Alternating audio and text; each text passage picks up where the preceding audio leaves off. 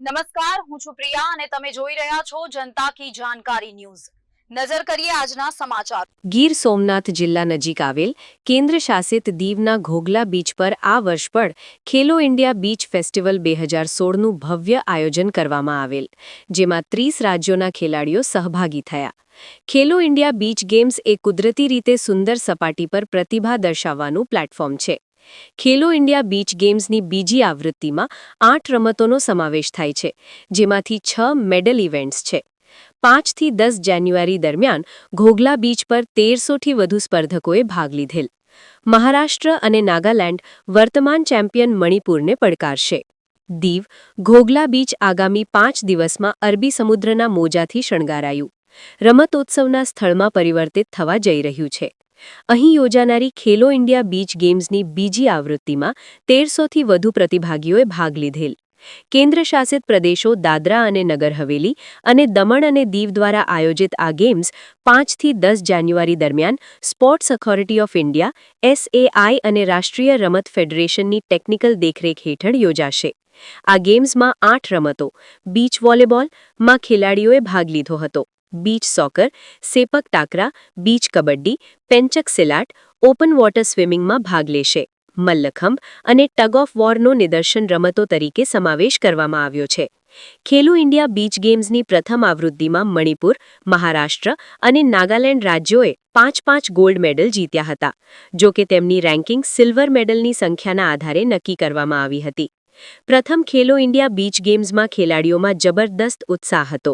અમે ખેલાડીઓને તેમની પ્રતિભા દર્શાવવા માટે અને તેમની પસંદગીની રમત રમવા માટે નવા પ્લેટફોર્મ પ્રદાન કરવામાં આવેલ। આ વડાપ્રધાન નરેન્દ્ર મોદીના વિઝનને અનુરૂપ છે। તે તેના અનુસંધાનમાં છે, જે અંતર્ગત રમત સંસ્કૃતિને પ્રોત્સાહન આપીને યુવાનોને સ્વસ્થ નાગરિક બનાવી શકાય। વર્ષ 2016માં વધુ નવી ખેલો ઇન્ડિયા ઇવેન્ટ્સ જોવા મળ્યું। રમત દ્વારા દેશને એક કરવા અને સ્પર્ધાઓ દ્વારા ખુશી ફેલાવવાનો પ્રયાસ છે।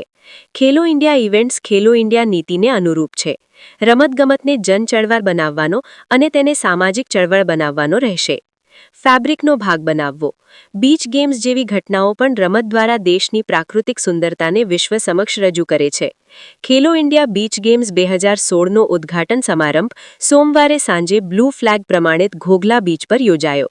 આ પ્રસંગે દાદરા અને નગર હવેલી અને દમણ અને દીવ અને લક્ષદ્વીપના પ્રશાસક પ્રફુલ્લ પટેલ અને જમ્મુ અને કાશ્મીર કેન્દ્રશાસિત પ્રદેશના લેફ્ટનન્ટ ગવર્નર મનોજ સિન્હા પણ હાજર રહ્યા। સૂર્ય સ્નાન કરતા દીવમાં વિવિધ ટીમો આવી છે। આ વખતે આ ગેમ્સમાં 30 રાજ્યો અને કેન્દ્રશાસિત પ્રદેશો ભાગ લઈ રહ્યા છે। સોમવારે પ્રથમ દિવસે બીચ કબડ્ડી અને બીચ સોકર સ્પર્ધાઓ સાથે રમતોનો પ્રારંભ થયો। ગત વર્ષે હરિયાણાએ કબડ્ડીમાં પ્રભુત્વ મેળવ્યું હતું, જ્યારે બીચ સોકરમાં કેરળે પુરુષોની કેટેગરીમાં અને ઓડિશાએ મહિલા વર્ગમાં ગોલ્ડ મેડલ જીત્યો હતો। Hello, this is Trupti Murugunde. I'm a Dhyanchand awardee and international badminton player. Ma'am first time यहाँ पे दीव आए हो, कैसा लग रहा है और ये जो बिग फेस्टिवल हो रहा है उसके लिए क्या कहना चाहोगे? बहुत ही बेहतरीन लग रहा है मुझे। दीव में मेरा almost I am here for the third time और जब भी मैं दीव आती हूँ बहुत सारे सरप्राइजेस रहते हैं। हर बार मुझे दीव एक नया और वाइब्रेंट दिखता है और we really look forward to coming to Diu more and more and the way the organisation has been fantastic. आप देख सकते हो वेन्यू जिस तरीके का अरेंजमेंट्स किया है, the players arrangements, I think everybody is been extremely happy. Again the backdrop, the sea backdrop के साथ में आपका वेन्यू हो तो और भी बेहतरीन लगता है। I think this has been a very I would say the most picturesque games to watch. The climate is wonderful right now for the games. I'm sure this is going to take every single time on a higher note. क्या message देना चाहो जो participate है? धन्यवाद કે ફરી મને બીજી વખત અહીંયા ચાન્સ આપ્યો મારી વાણી પીરસવાનો।